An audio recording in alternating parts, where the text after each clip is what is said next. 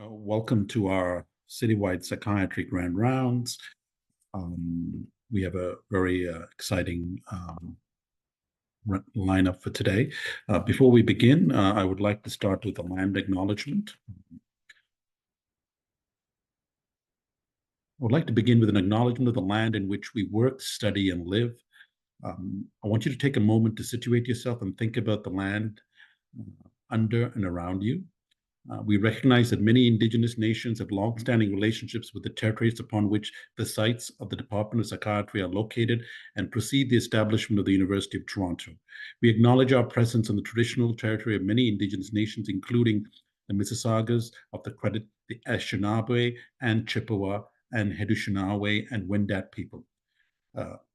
Today, this land is home to so many diverse nations, Inuit and Métis people, and we're grateful to have the opportunity to live, work, and gather on these territories. We acknowledge that Toronto is covered by Treaty 13, signed with the Mississaugas of the Credit, and Williams Treaty, signed with multiple Mississauga and Chippewa bands.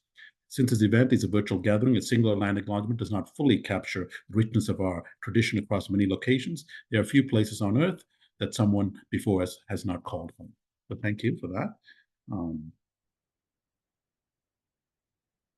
Today, we have a wonderful presentation by Dr. Crystal Clark, Shifting the Paradigm and Proactive Pharmacotherapy Treatment Approaches for Perinatal Bipolar Disorders. An evaluation link will be sent at the end of the presentation. Your feedback is always appreciated.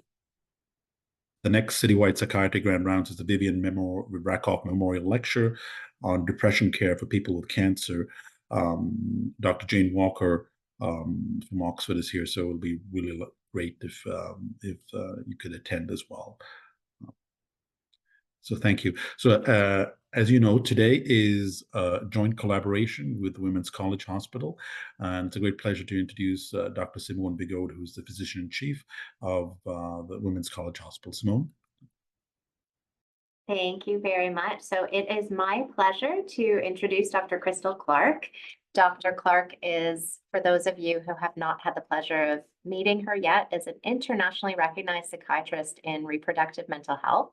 She's an associate professor in the Department of Psychiatry at U of T, and she is the associate head of research at Women's College Hospital and a scientist at our Women's College Hospital Research Institute. Dr. Clark specializes in mood and anxiety disorders specifically across the reproductive lifespan, from menstruation to perinatal and to peri and postmenopause. Dr. Clark's research aims to address gaps in psychiatric healthcare through developing and identifying identification and prevention strategies for marginalized populations in psychiatry, including those with severe mental illness, such as bipolar disorder, which you will hear about today, and visible minorities, for example, in Black maternal mental health. Dr. Clark is a past president of the Marcé of North America, an organization dedicated to advancing perinatal mental health care, and she serves on the board of directors of the Marcé Perinatal Mental Health Society International. She's been a contributor to large initiatives in the US and Canada to improve perinatal mental health in North America. Her research has been funded by the National Institutes of Health, the NIH, in the US, and she's served as an expert guest on several news and radio outlets. So it is my pleasure today to turn things over to Dr. Clark. Oh, thank you, Dr. Bigot, for that wonderful introduction, and thank you all for having me today. It is an honor and a pleasure to speak about something that is very dear to my heart and my career. So I will start by sharing my slides as we get into the presentation. Second here.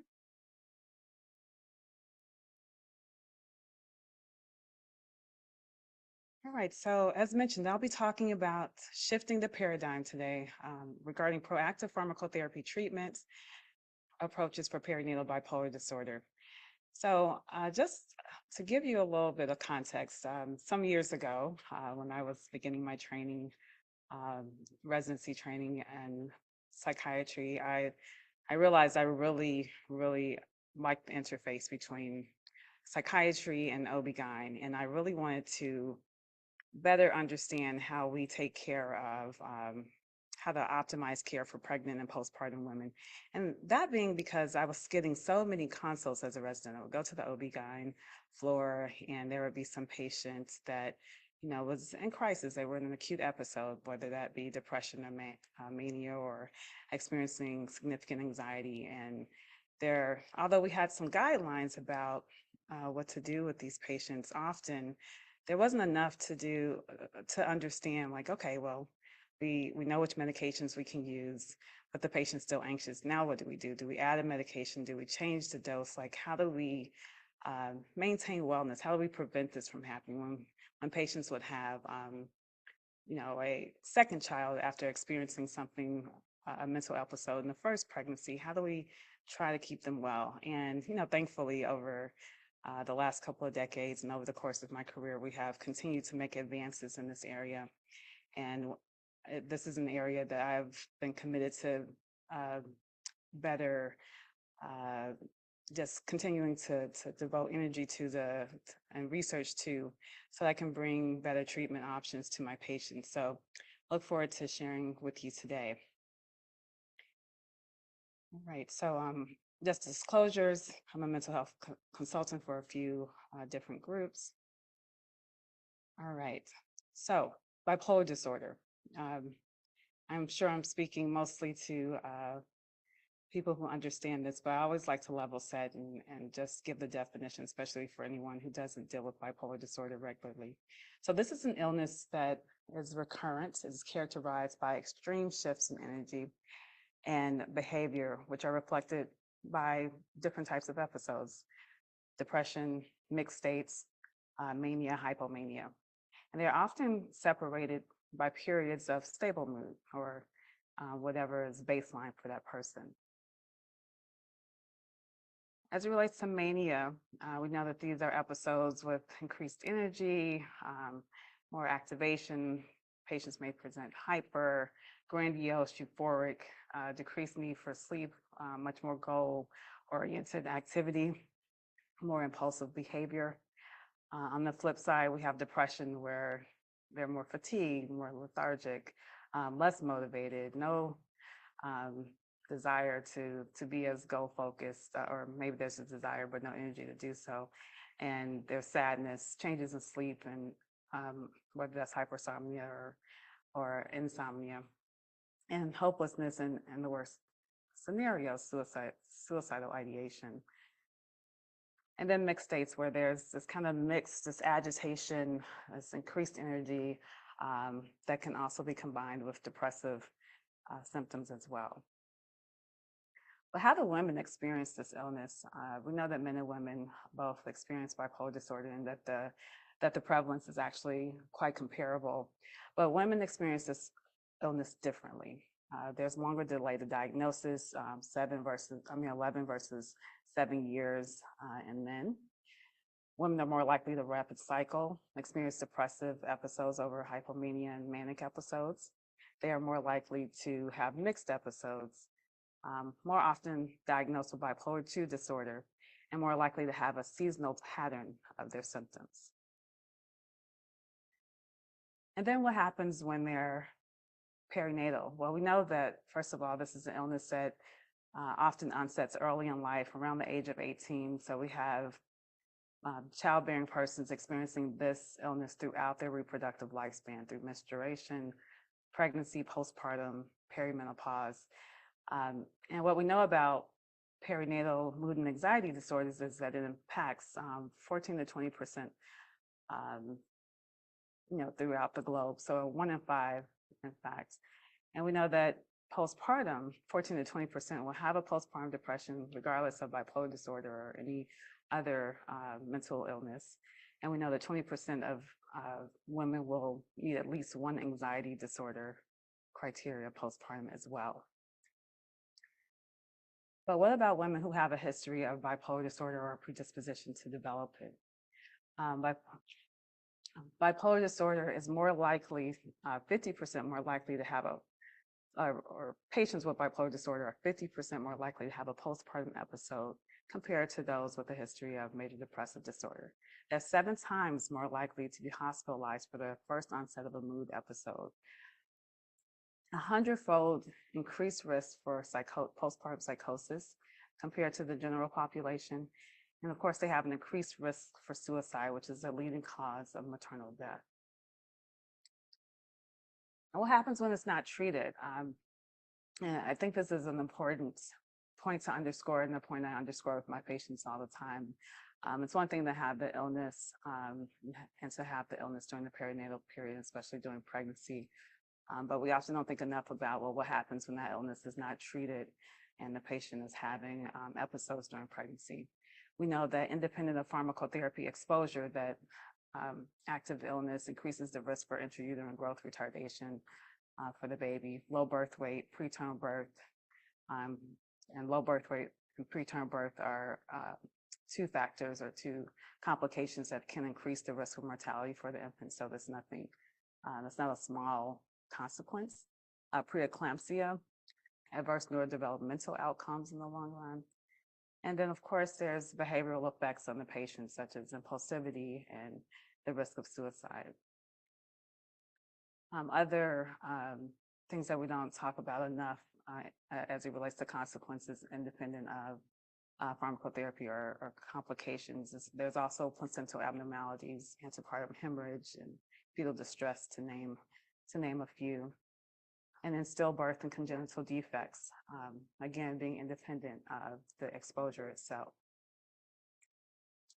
And we know that when patients discontinue medications during pregnancy, that this increases the risk. So when we think about what are the treatments, how do we treat bipolar disorder in pregnancy, the mainstay of treatment has always been medication for bipolar disorder, and this doesn't change for women or during pregnancy. In fact, we know that discontinuation of mood stabilizers in pregnancy increases the risk of recurrence. There was a time where it was thought that women were fulfilled and healthy just because they were pregnant. We know, thankfully, we have appreciated over time that that's just not true. You know, women do experience illnesses during pregnancy, and as a result, they must be treated.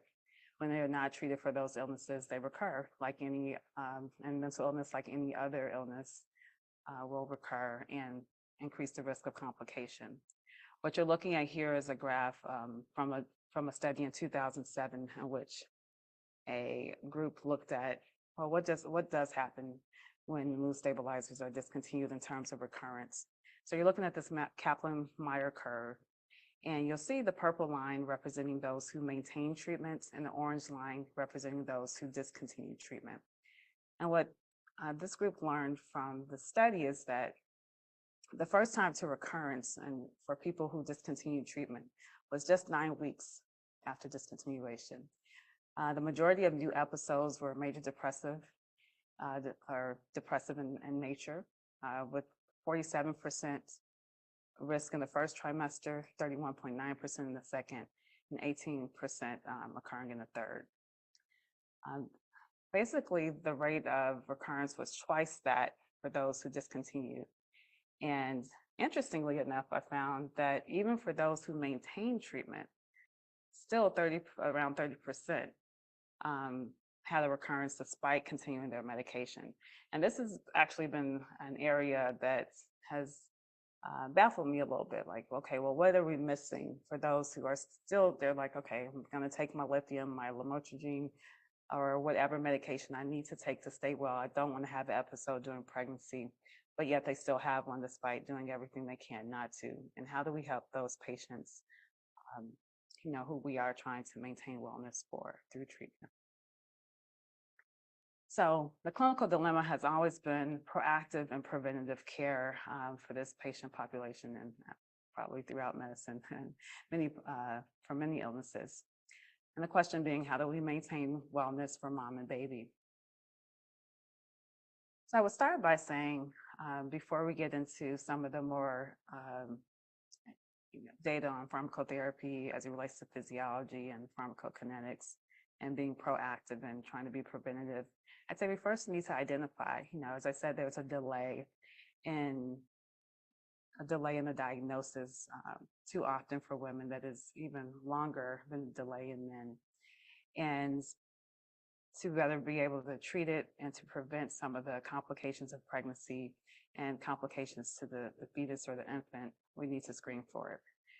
So one of the screening tools, we don't have the ideal perinatal mood disorder screening tool, but excuse me, there's a little dog going by.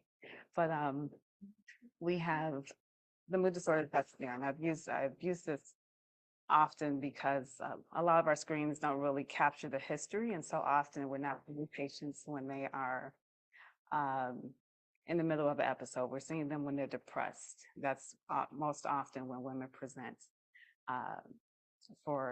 in a bipolar disorder episode. Often they don't recognize that they're hypomanic, which is a common episode that they have, since they are more likely to be diagnosed with bipolar 2 disorder. So using the mood disorder questionnaire, there's been a few studies that's showing that not only is the mood disorder questionnaire helpful to identify patients, especially if they've screened positive on the EPDS, but that we also don't need to use some of the criterion that was initially recommended. So I'll go through this. Mood disorder questionnaire is 13 symptoms, the timing of symptoms and the degree of impairment. Endorsement of 7 symptoms that have occurred at the same time and have caused moderate to severe impairment is the general criterion for a positive screen. But what we've shown in some studies, myself and others, is that greater than 20% of women who screen positive for depression on the EPDS have bipolar disorder. And when we exclude the impairment criterion from the MDQ questionnaire, actually we capture way more perinatal women who have bipolar disorder. So this is a great screen, especially for someone who, especially in the community where, someone might not be as skilled at diagnosing bipolar disorder. If there's a positive screen, maybe a family physician, whether this is a pediatrician, an OB, they might use the MDQ before beginning medication. And you can also use this screen to monitor symptoms across pregnancy, which I do often.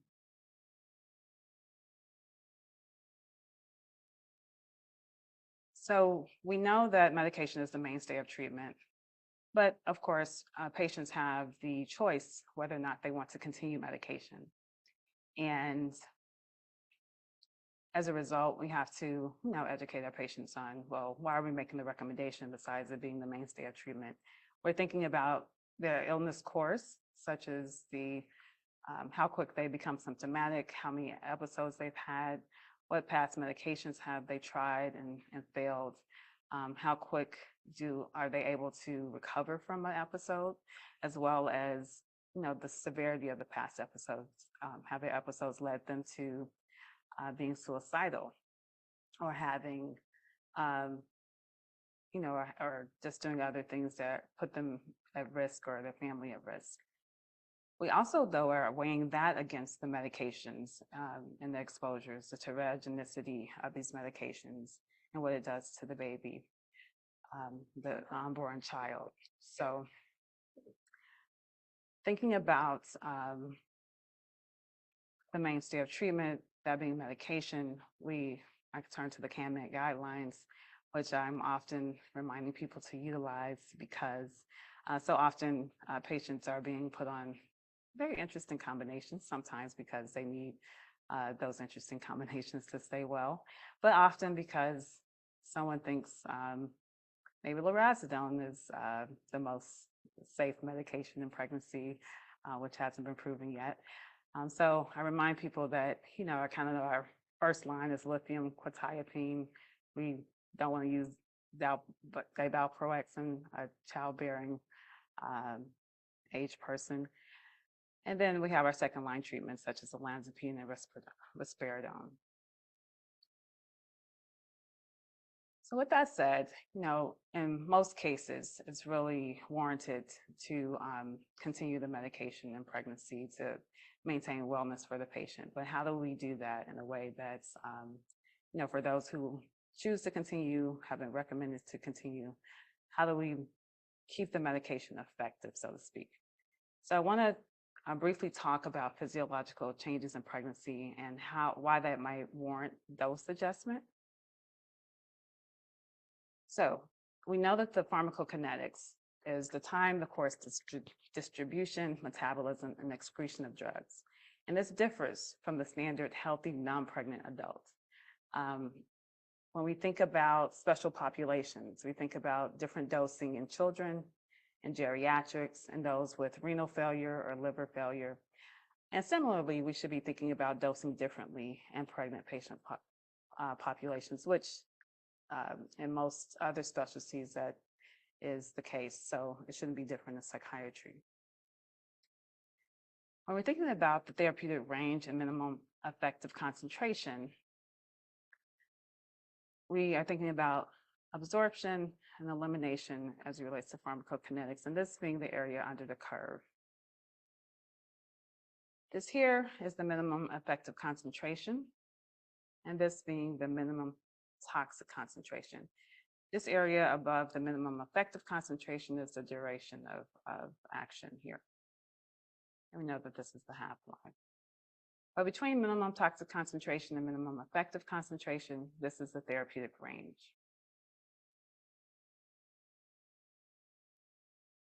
All right, but what happens when the patient is pregnant?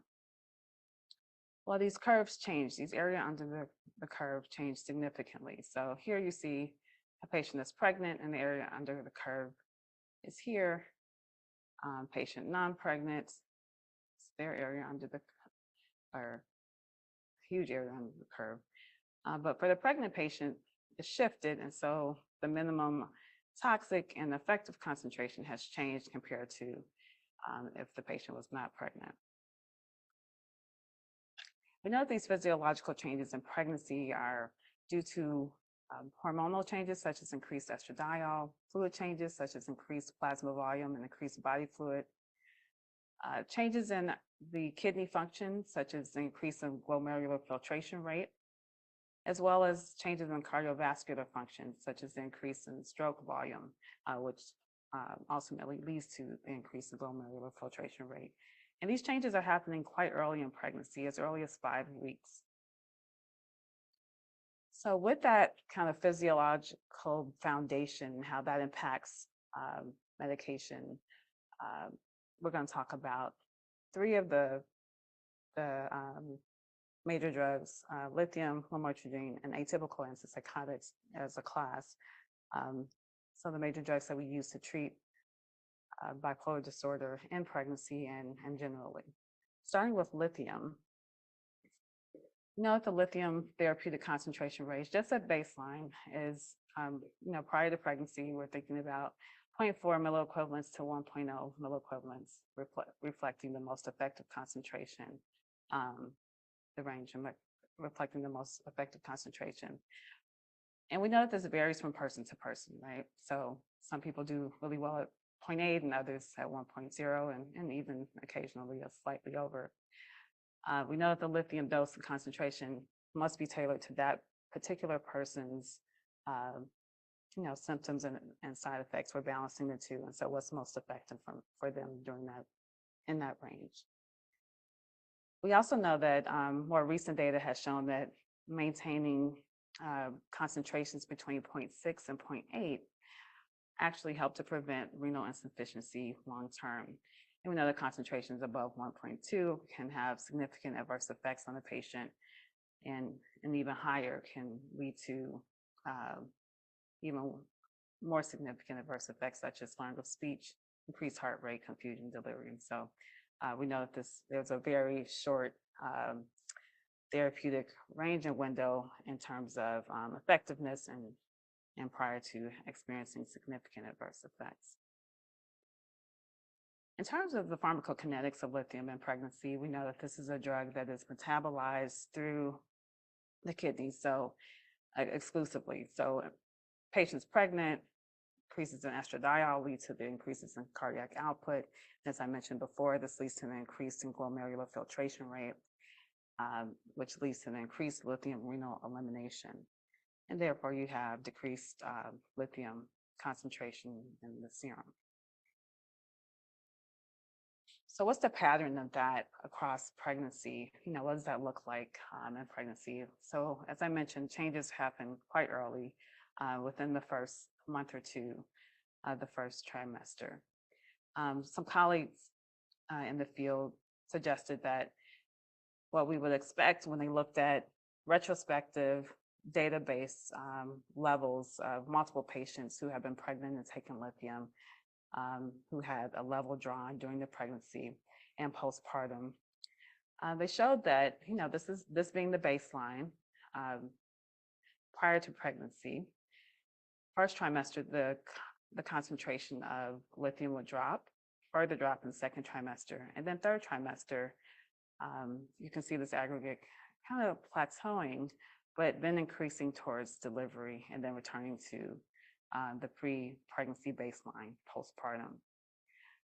Now, I'll highlight this data because in data I will show you next, we get a little more into the physiology and the pharmacokinetics of it individually and look at what happens to the patient's lithium clearance and concentration. And when we're looking at the graph on the right, what you see from some pilot data published last year is that the elimination clearance during pregnancy is much higher. So you're looking at 37 milliliters per minute, anywhere from 32 to 37 milliliters per minute during pregnancy. It's a little higher in the first trimester, or highest in the first trimester, actually.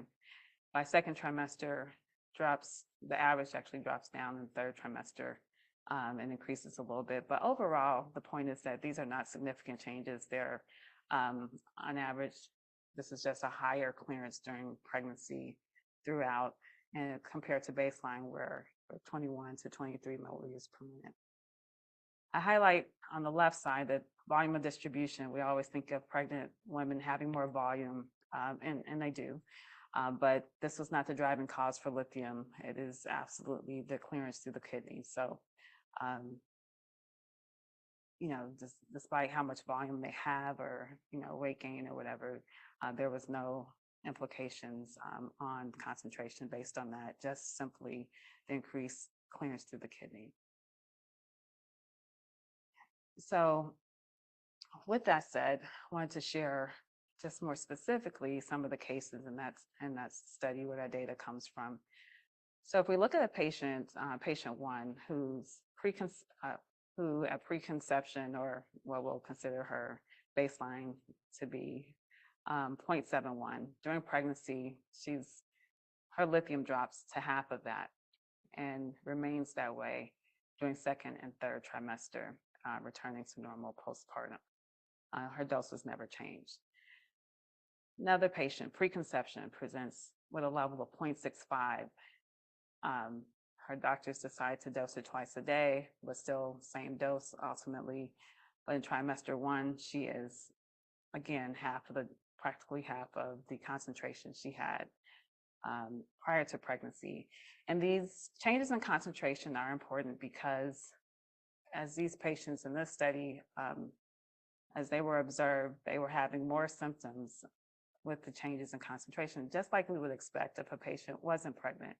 A drop in half of lithium concentration in a person who had been stabilized at 0.7 or 0.8 goes down to 0.4 or 0.3. They have worsening symptoms, and typically we change the dose as a result of that. And I would argue we should do the same in pregnancy, and this should be the standard of care.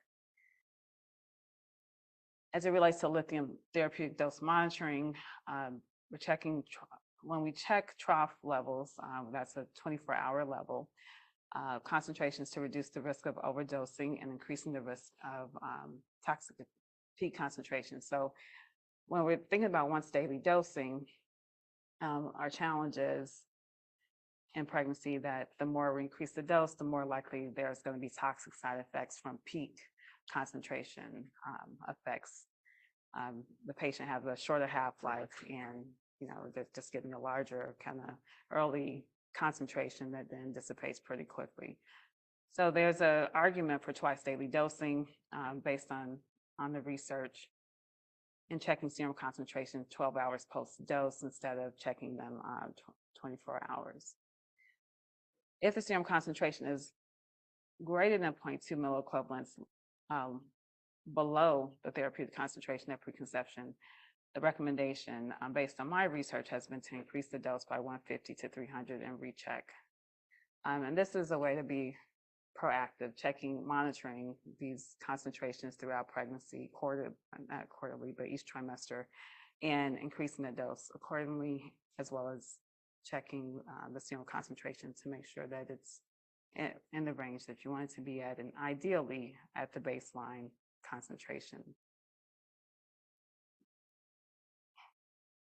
So again, I want to just highlight, it took me a while to really, in studying lithium, I was trying to understand, well, how do we protect the kidney, and what's, when we're thinking about once a day dosing, twice a day dosing, there's been a lot of talk about this in the bipolar disorder literature. And findings from previous studies suggest that sustained serum lithium concentration may be more detrimental to renal function, actually. Twice daily dosing, although reduced peak concentrations, it results in more sustained concentrations.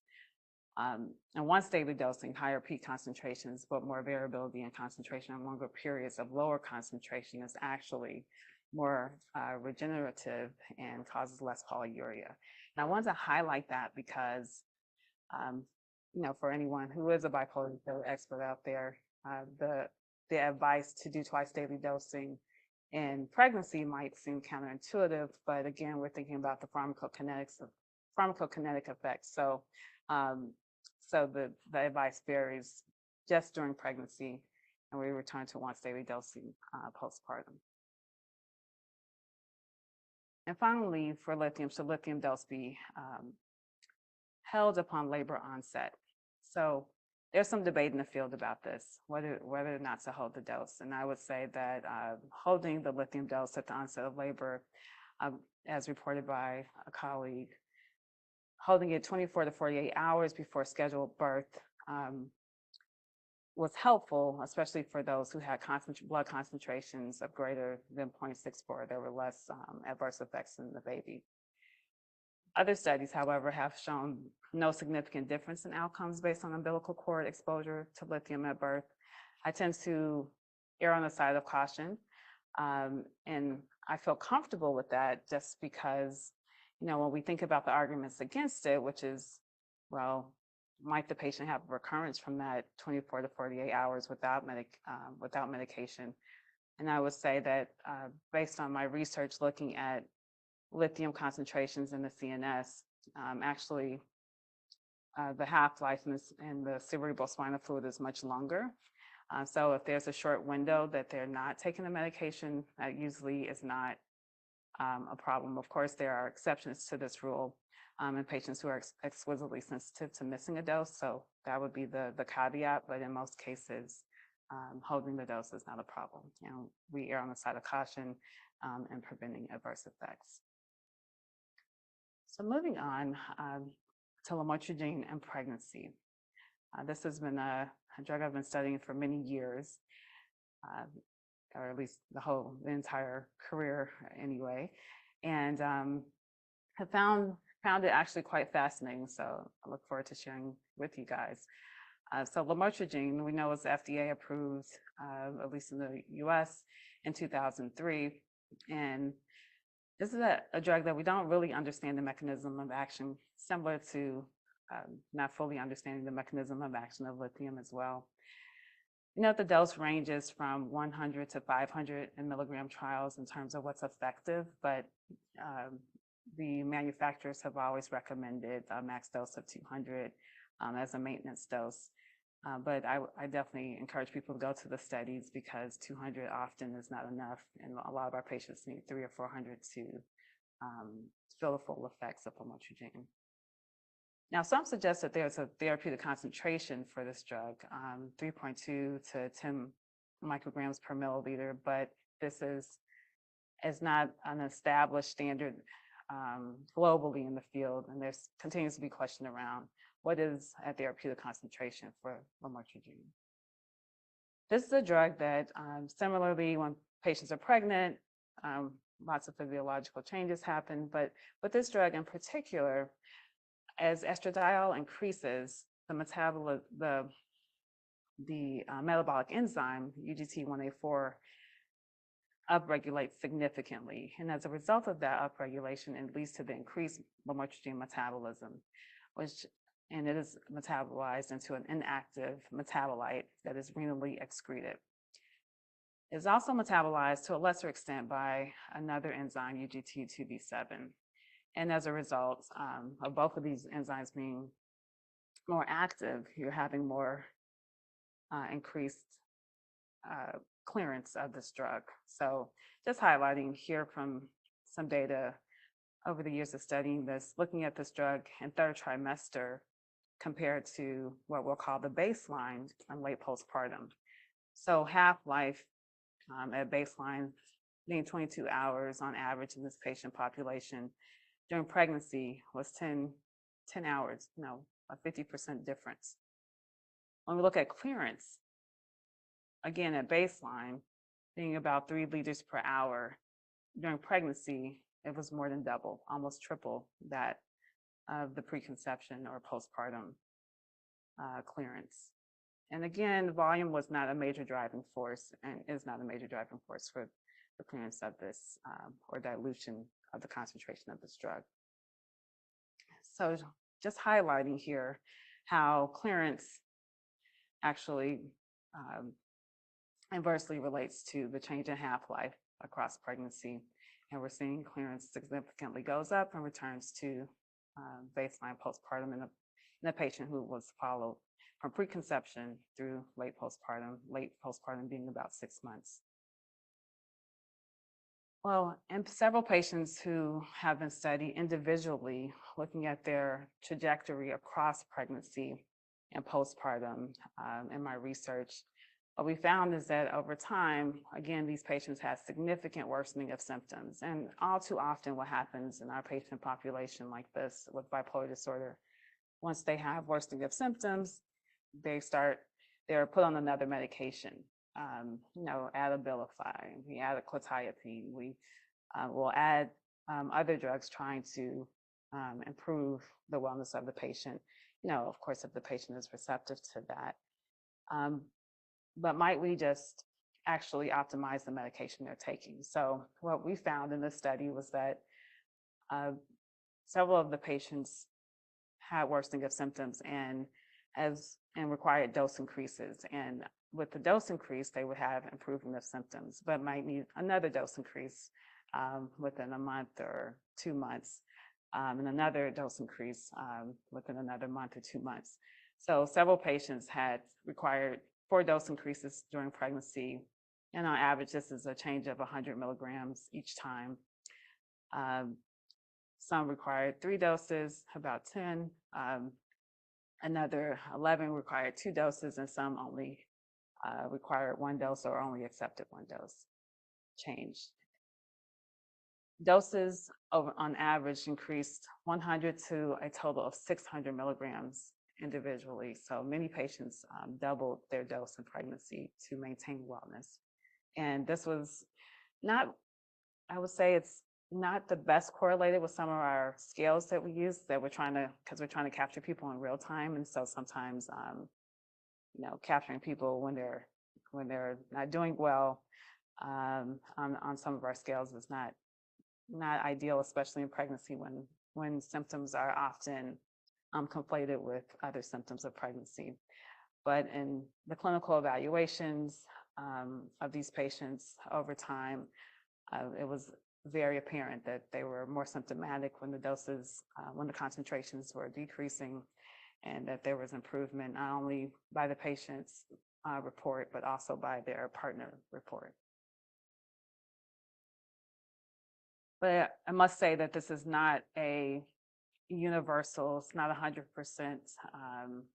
consistent in all patients. 77% of women will have an increase as much as a 219% increase in clearance during pregnancy of lamotrigine.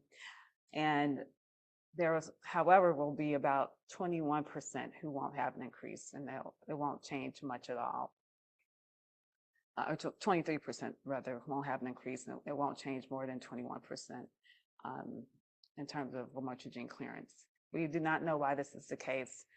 There has not been an association with age, race, weight, no correlation with indication for treatment, and no mechanism that we've been able to identify yet. So it's important to, again, do some therapeutic dose monitoring and checking concentrations of this drug during pregnancy to determine, especially if a patient is symptomatic, might it be because their lamotrigine concentration has declined? And this, I think this is a reasonable suggestion, even in patients who are taking multiple medications to treat this disorder. Finally, as it relates to lamotrigine, I want to just highlight, people often ask, well, how do you determine or what's an appropriate dose increase in a patient who's pregnant and has increased levels of estradiol? And I would say we do this a little bit differently because estradiol upregulates the metabolism of lamotrigine, so it's not the same as our typical slower or lower dose adjustments. People are often, of course, concerned about Stevens-Johnson syndrome in pregnancy, and I can tell you there's never been a case reported from lamotrigine exposure. But as it relates to dose increases, we think of it like other medications that upregulate this medication, such as carbamazepine or phenobarbital. And so we can increase by 100 milligram increments safely, but even if we were starting it in pregnancy, not that I recommend that, I think it's so hard to keep up with the clearance. But if starting it in pregnancy, you can actually go a little quicker. Instead of doing 25, to start going 50, 100, 200, as you see in this last column. Finally, for anyone who's been started on lamotrigine in pregnancy or has taken lamotrigine in pregnancy and had changes in dose or increases in dose, it's so important to remember to change that dose back to baseline postpartum or decrease it postpartum due to the significant shifts in estrogen at delivery. Anytime that hasn't happened, we do see increased risk of toxicity with lethargy, ataxia, nystagmus, slurred speech, QTS prolongation. I actually had a patient who was hospitalized because the doctor did not, her OBs and nurses, although there have been lots of talk about reducing her dose immediately postpartum, she was not, and had to stay in the hospital longer as a result. So finally, that brings me to atypical antipsychotics. So overall, atypical antipsychotics, we think of a lot like our antidepressants. For the most part, they're metabolized by a cytochrome P450 system, and that's what they have in common between SSRIs and some of our other depressants and atypicals is the way they're metabolized. So as we're thinking about atypical antipsychotics and metabolism in pregnancy, we have to understand their metabolic pathways, and many of them, unfortunately, are a little more complicated in that they're metabolized by multiple pathways.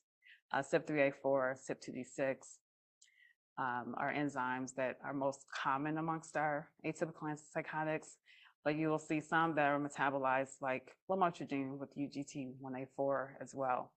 So really trying to understand the pathways, which can be quite complicated, is a way to try to understand, well, do we expect the concentration to decline? Do we expect the clearance to increase? Or what do we expect to happen to this drug in pregnancy? And so here in the last column, you see what we anticipate will happen based on what we know and what some studies have shown us. And here I'm highlighting quetiapine because it is kind of the cleanest or one of the cleanest metabolized by CYP3A4. It increases in clearance during pregnancy, which results in decreased concentration. Risperidone, similarly, we know a lot about this enzyme, and we know that during pregnancy, it is more active and leads to decreased concentration as well. So just highlighting some research on quetiapine here, where you can see a few patients that were followed during pregnancy and how the concentration, or the clearance rather, increased across pregnancy. Concentrations as a result declined and returned to baseline postpartum. We see this with all 3 patients. Taking another look at this, looking at quetiapine area under the curve, which is basically the concentration, as well as this metabolite norquetiapine. We see that again, the area under the curve is declining across pregnancy in all of the patients, and the norquetiapine actually is quite variable. We couldn't find a pattern for what's happening with the enzyme all the time, but more often than not, it's increased, which we would expect it to be. The oral clearance, inverse relationship to the concentration, is increasing across pregnancy and returning to baseline postpartum. And you see a similar change in the enzyme to quetiapine ratio. So, not a lot to say about the atypical antipsychotics because we have so much more work and studies to do on the pharmacokinetics of it to better understand, especially because the pathways are, the way they're metabolized by multiple pathways makes it a lot more complicated. But it really suggests that when we are seeing a patient who is presenting with more symptoms despite having or continuing quetiapine or other atypical antipsychotics, one of our first thoughts might be to increase the dose. It's possible that they could be having a decline in the concentration and therefore the therapeutic failure of the drug before we add another exposure. So in summary, physiological changes during pregnancy and postpartum result in pharmacokinetic changes that impact psychotropic concentration and effectiveness. As a result, in many cases, therapeutic failure happens and symptoms recur due to the decreases in the serum concentrations. And we know that one size doesn't fit all. So what you do with one patient may not be the same for another patient. I highlighted that with lamotrigine, for example. Every patient is not going to have the same upregulation of the enzyme that metabolizes lamotrigine. Or for lithium, every patient is not going to have the same baseline concentrations.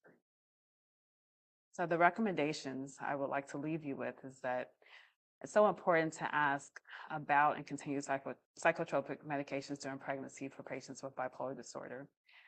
We know that dose adjustments may be warranted, and even concentration monitoring may be warranted and should be discussed with the patient. Screen more often, even for those of us who are experts in the field, who are psychiatrists, who treat this patient population. It's still sometimes hard to detect bipolar disorder. So even incorporating evidence-based screening to just be an added tool might be helpful to identifying these patients early. And if they, of course, if they screen positive for EPDS, we want to consider not starting an antidepressant until we've screened. Frequent symptom monitoring to guide those adjustments and maintain wellness is what we hope will prevent poor outcomes, and is a proactive approach to addressing the perinatal patient with bipolar disorders. So with that said, I think we have 10 minutes for questions, and I will stop sharing my screen. Thank you. Thank you, Dr. Clark, for that very enlightening presentation, very thought-provoking in terms of clinical practice as well, and as well as the research evidence. So we have some interesting questions, and some of them you've answered already, but maybe just to follow up. There's a thought about why is there no Stevens-Johnson syndrome from Lamictal in pregnancy or lamotrigine? Any thoughts? Why there isn't, I do not know. I will say this, though, is that, first of all, Stevens-Johnson syndrome from lamotrigine is quite rare. But of course, we've all been scared of it and approach lamotrigine very cautiously as a result. But it's quite rare.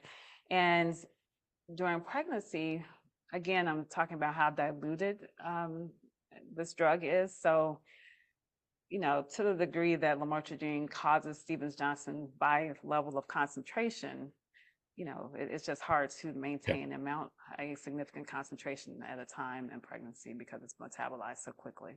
Yeah. Thanks. There's another question about lamotrigine as well. Is it recommended as a monotherapy for bipolar in studies with pregnant women? Uh, Great question. So I wouldn't say that it's necessarily recommended as monotherapy. And what I mean by that is that, this is very much patient dependent. So uh, we, with bipolar disorder is so variable from patient to patient in pregnancy. What we hope to do is minimize exposures by ideally getting it down to a monotherapy, but we know that may not work for many patients. If they are taking lamotrigine, can it be monotherapy throughout pregnancy? Yes, if the dose is adjusted accordingly and the concentrations are monitored regularly. And for lamotrigine, compared to what I mentioned about lithium, where I'm monitoring each trimester, lamotrigine, I'm monitoring monthly, trying to keep up with, the change in concentration. Yeah. There's a question here about is there preference to use quetiapine or olanzapine during pregnancy for newly diagnosed bipolar disorder, considering continuation, if they're going to breastfeed, etc. Is there any preference for that? Yeah, great question. So just going back to the principles on what we do as perinatal experts in the field, ideally what we want to do is pick a medication that works for the patient. So if there was something working during pregnancy, we try not to switch it postpartum unless for lactation purposes, unless we absolutely know that this is an increased risk to the baby in some way, or we just don't know anything and you have maybe a baby who was born preterm and has some health problems, you don't want to take any chances. But otherwise, the recommendation is to stay on the medication that's working, because we induce another risk by trying to switch to what we think might be an optimal lactation exposure. We don't know enough, honestly, about the atypicals to really say anyone is superior in breastfeeding at this time. We have data to suggest that many of them are okay, but a lot more data needed to understand what's optimal. Yeah, absolutely. There's a quick question about community labs. Are community labs, can they measure lamotrigine, or does it have to be a specific lab, you know what I mean, at a hospital? Yeah, great question. So lamotrigine, if we, in most cases, neurology has been looking at lamotrigine for years, which is kind of what prompted me to look at this in our patient population anyway. So they monitor levels in patients with epilepsy, especially in pregnant women with epilepsy. And I share that because as a result, most hospitals have a lamotrigine, a lab to do a lamotrigine level. It's become a pretty common lab for neurology, so it's pretty accessible to psychiatry as well. There's a question about should we avoid lithium due to cardiac complications in early pregnancy? Any thoughts on that? Yes, I have thoughts on that. My patients ask about it a lot too, but definitely providers are very scared of, the liability, or just, not wanting to induce a complication or a congenital defect to their patient's child. And it's such a rare event. Again, I just have to emphasize how rare it is. So most studies have suggested 1 to 2 in 1,000, births exposed to lithium. More recent studies suggested it might even be less than that. We're seeing more and more studies showing that, it's very, very minimum absolute risk. So yes, there is a risk for cardiac defect in pregnancy with exposure during the first trimester.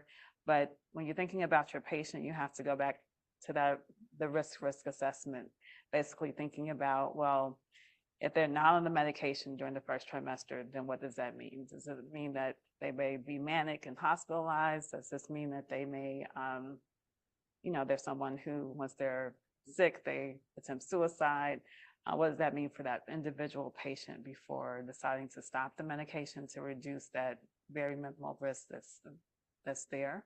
And most of my patients, I keep them on the lithium during first trimester and throughout pregnancy, and thankfully, knock on something, I have yet to see a cardiac complication. But Yeah. yeah, so I hope that Yeah. answers the question in some way. Thanks for that. As you said, it's a common question. What about lithium and lactation? Any comments on that? Yeah, so this is a controversial area in our field, I would say, meaning that we have some colleagues who are experts in the field who may suggest that, avoid lithium in breastfeeding, and others, colleagues like myself, who would say, I just haven't seen the data to suggest that we should avoid it in breastfeeding.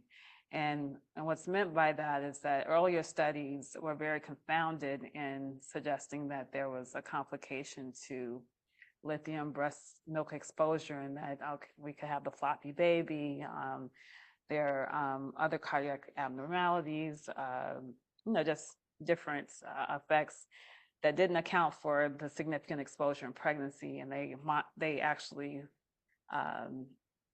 observed these effects immediately postpartum, early in the breastfeeding, when breastfeeding was not likely even effective yet, or when they're still trying to get their milk supply. So a lot of confounding in the earlier studies. In the later studies, meaning since 2000, in the last couple of decades, the data does not show lots of adverse effects. We do occasionally see changes in thyroid, kidney functions measures, so BUN, creatinine, which typically resolve if they even present on their own, or patients will stop, taking the lithium as a result, and then they resolve without any complication. My best recommendation, with some recent data coming out of Spain from a colleague who was looking at this, is that if the patient can at least supplement with half, we're seeing even less, even no changes in no lab abnormalities, and within the first several months, the concentration that the baby is seeing is very minimal. So that's an option for those who really want to breastfeed but are concerned. But I have never recommended not to breastfeed unless, again, the baby has some birth complications that would otherwise render them very vulnerable to any type of exposure. This is just to follow up on something. This is about clozaril. Is clozapine, should that be avoided in pregnancy, especially with people who want to breastfeed postpartum? Yeah, now clozaril is one of those I do avoid not breastfeeding, but in pregnancy, mainly because the egg granulocytosis, that is definitely a complication that you wouldn't want to have in pregnancy, and so if it's avoidable, I would definitely avoid that one. Right. This is a quick, I know you mentioned this before, maybe not, the data is not there. Is there preferred antipsychotic like Latuda and Abilify Seroquel? Is it any of them better during pregnancy, or?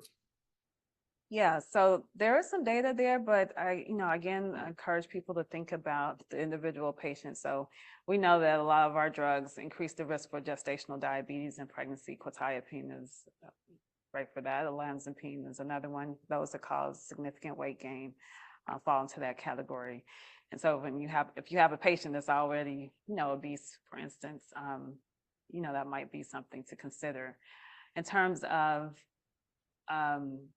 teratogenicity or risk for congenital malformations, we still have a lot more data to collect on that, but preliminary data suggests that none of the Abilify, Latuda, quetiapine all have not been shown to increase the risk for congenital malformations. Quetiapine actually has been one of the most studied, so a lot of people tend to choose that one because the data is there that it's a little more promising in terms of no risk of congenital malformation. But I say work with what fits for your patients, and know that we still have more data to collect on most of these medications. Yeah. Just the last couple of things.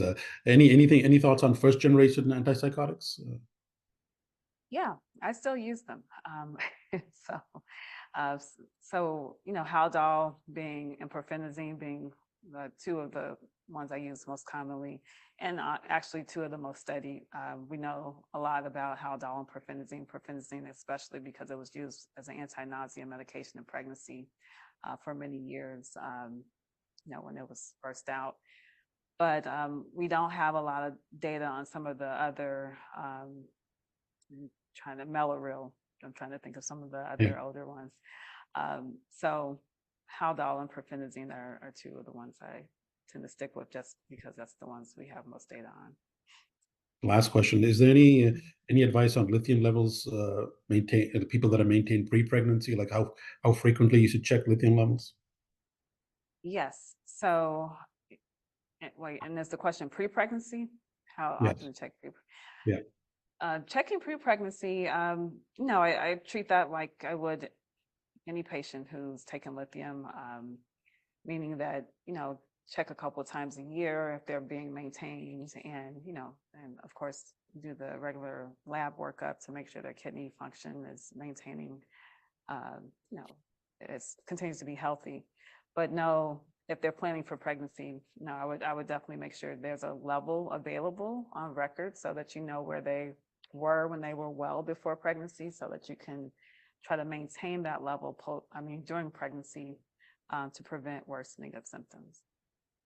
Thank you, Dr. Clark. I mean, it's wonderful talk, and as you can see, the questions are flowing as well because it's something that's so relevant to our patients and care. So thank you for making the time. Really appreciate it. And I want to thank everyone else for joining as well.